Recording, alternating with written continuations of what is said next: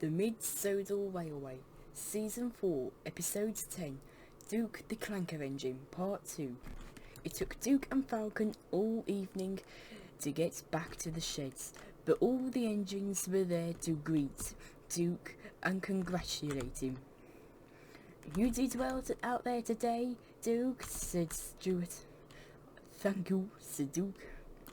"You may have clanked a lot today, Duke, but hey, at least you got the train in and teached Falcon." "Thank you," said Duke. "You sure teached Falcon a good lesson there," said Alfred. "Yes, you did," said Atlas.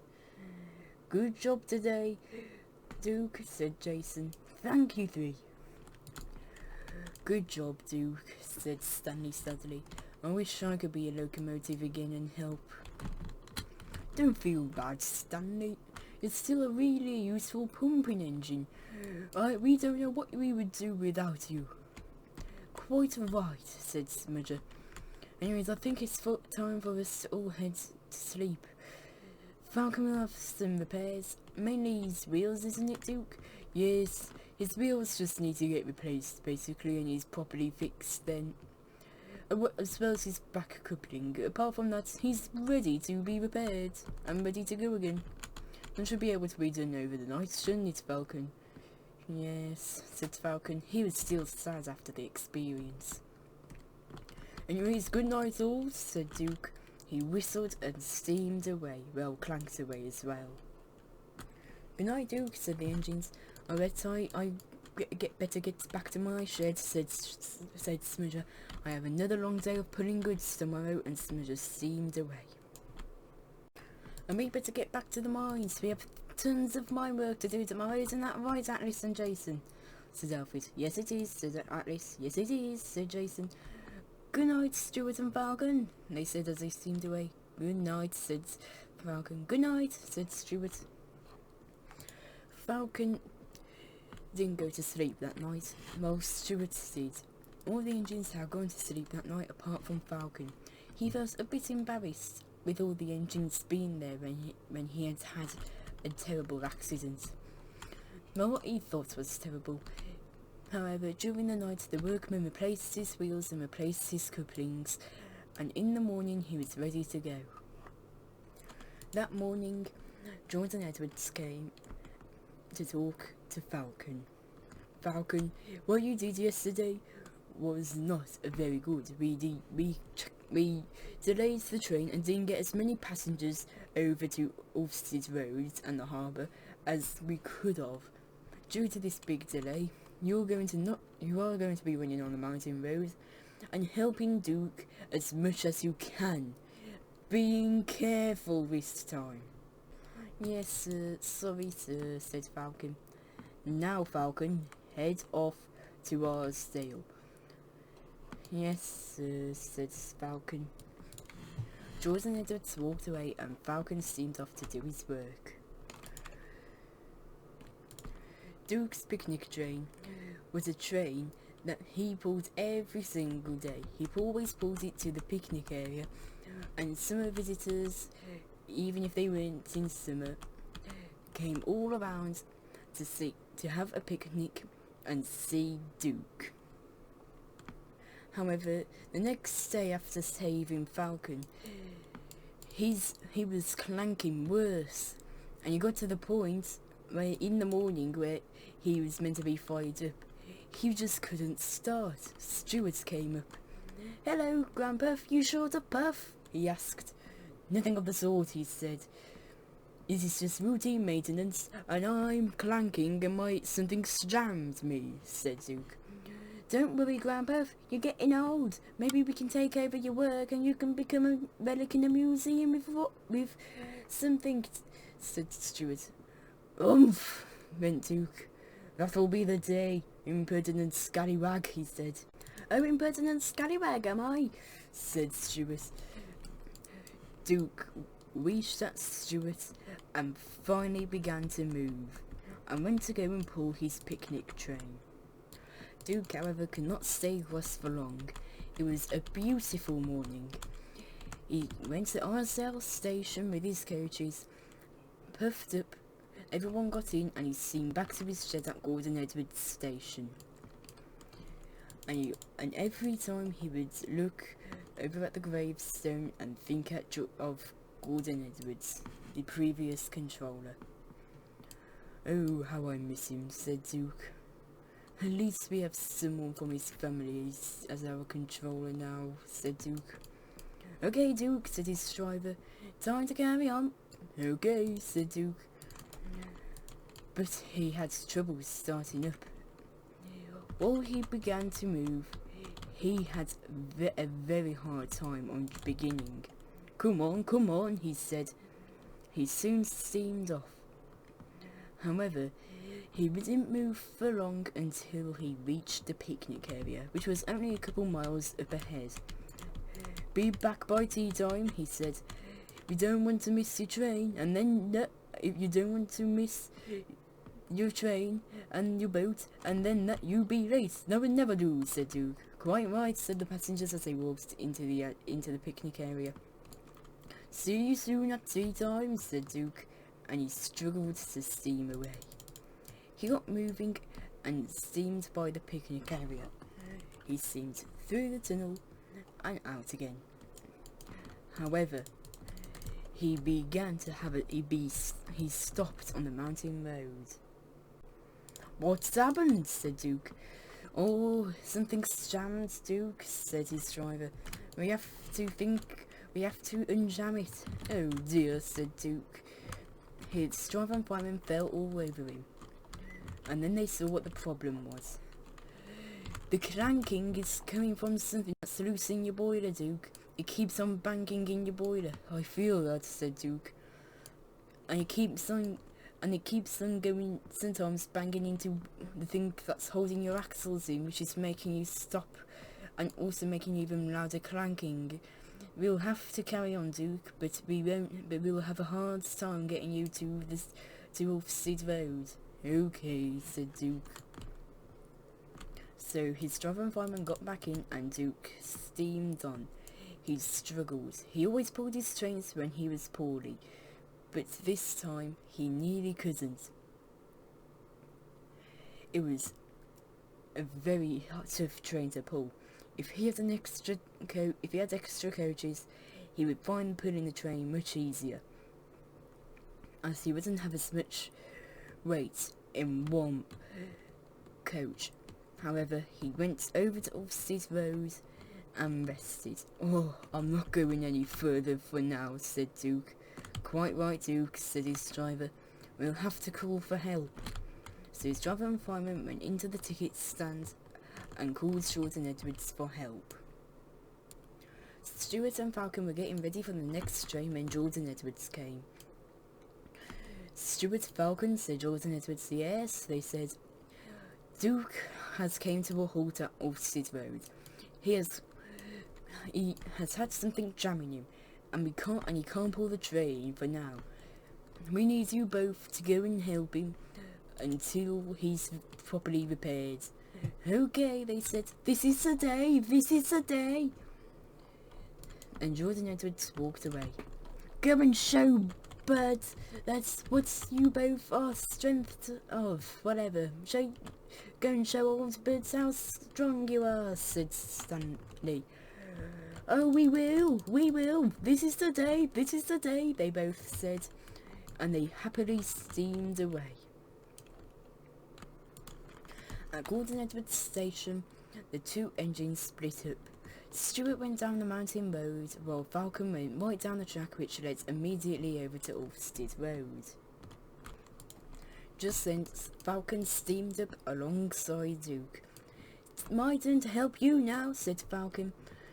"Poor old engine," he said. "It's time to get you over to the works." And he coupled up and waited for Stuart.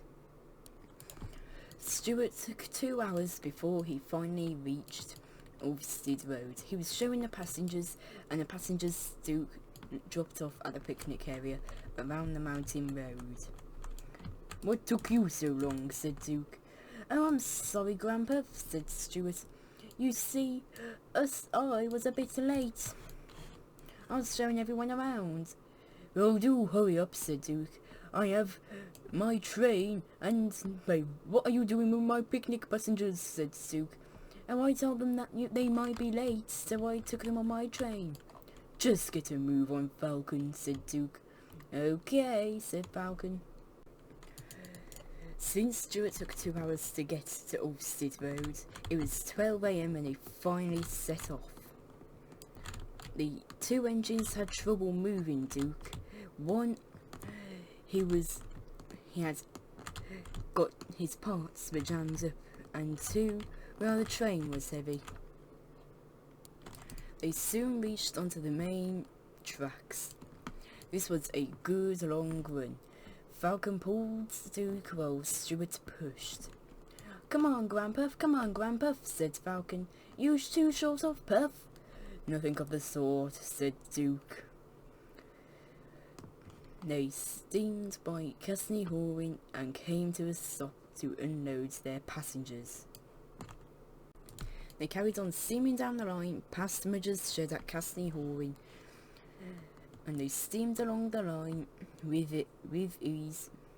As long as they were running, they had an easy time. The coaches that Stuart was pulling was making the train heavier than it should have been.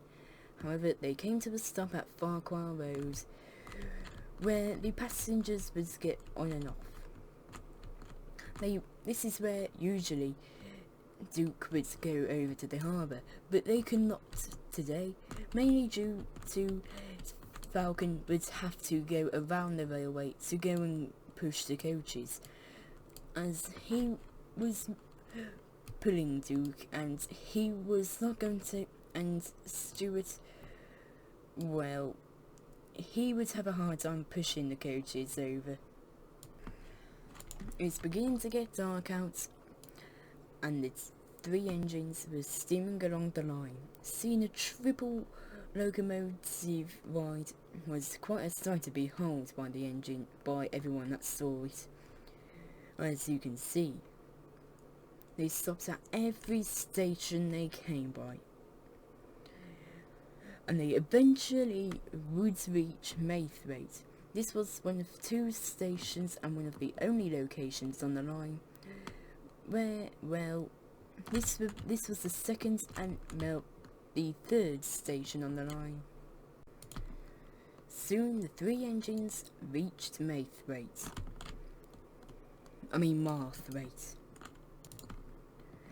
It was a long and tiring trip, but they eventually reached it. Here would be where the train would split up.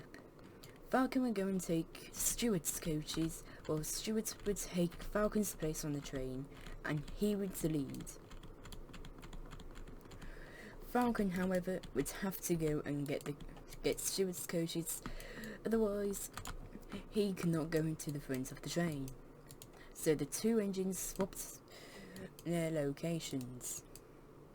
This is the day, said Falcon. This is the day, said Stuart. Falcon coupled up to Stuart's coaches. Everyone got into the coaches that were heading home by boat, and Falcon steamed away. Soon Falcon was out of sight, and Stuart swapped places on the train. This is the day, he said. Poor old Grandpuff, he said. We have to keep you in order now. We have to take care of you. You're not useful anymore. Duke just smiled. Stuart thought it was a sarcastic smile, but he was wrong. Duke was smiling because he and his driver had a plan. This is the day I help poor old Grandpuff. This is the day. Stuart was very excited, but Duke and his driver had their own little plan they could do. Soon, Stuart and Duke set off. The railway lines went by a small river, which had a little bit of a valley, and then when his driver said it, he said, "Now!" And Duke began to puff as hard as he could, where before he was only slightly puffing. He began to push Stuart. "Oh!" said Stuart. And the clanking echoed around the valley. "Ooh!" said Stuart. "Make it stop! Make it stop!" "Make it stop! Make it stop! Make it stop!" he puffed. "Ooh! Ooh!" Duke just tried to hold in his laugh, and he did. "Ooh!" said Stuart. "I can't take this anymore. Ooh!" As Duke pushed Stuart as hard as he could, they soon came to a stop at Arsdale Station. "Ooh! Ooh! Ooh! Ooh! Ooh!" said Stuart. Everyone that was on the platform cheered for Duke, but the sound Stuart was making them laugh a little. And then the kid said to his father, "Father," he said. "What is it?" said his father. Why are there two engines? They only need one usually." "Well," said his father, "you see, this time Stuart was pulling Duke's train since he was ill. But Stuart broke down halfway through the journey, so Duke came to push him. And then at Maythwaite, Duke got in front of the coaches and pushed Stuart while pulling the coaches. It sounded like he was having a hard time. He was clanking and we could hear him from miles away, couldn't we?" said his father. "Yes, we could," said the kid. "Oh, for puffing out loud," said Stuart. "Puffle sticks!" And then Stuart vanished in a cloud of steam. And then Duke came puffing up. "Oh, laughed Duke. "That was a good joke too, Bud," said Stanley. "Oh, thank you, number 2. It's no good, Stuart. You just can't win, no matter how hard you try." Stuart didn't talk. He was very cross. And then Jordan Edwards came. "Duke, while the train has more issues today than yesterday, I am very proud with what you've done." "Thank you, sir," said Duke. "So tomorrow we'll be giving you a big overhaul, where your clanking will be repaired, and then you can go back to work." "Oh, thank you, sir," said Duke. "That will be a treat." "And for you, Stuart, you have learned your lesson.